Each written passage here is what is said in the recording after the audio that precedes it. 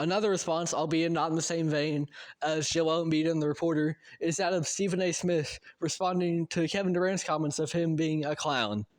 He said, and I quote, "I got bad news for Kevin Durant.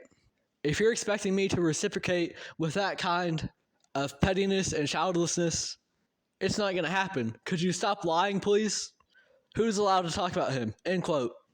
Now, Stephen A. Smith is one of the biggest personalities in the sports media world, and in general, a lot of times his takes can be very bold, especially on a show like First Take, especially just modern broadcasting, right? So often takes can be sensationalized.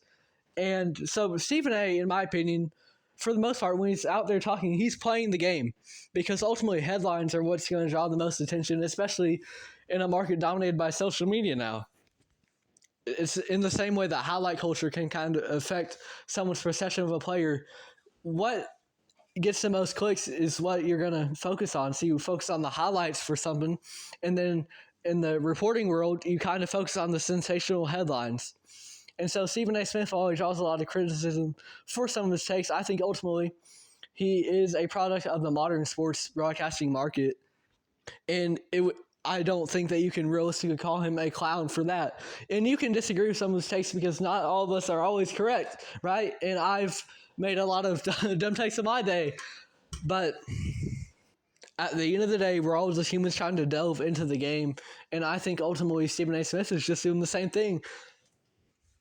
So you can disagree with some of his takes, you can disagree with the sensationalization of so often now the sports media market. However, at the end of the day, that is not the fault of Stephen A. Smith.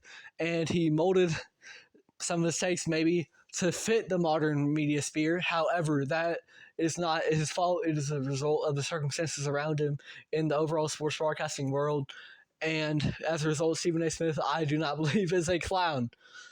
He might have some dumb takes, he might have some sensationalized headlines, but at the end of the day, that is the way that the current market is set up.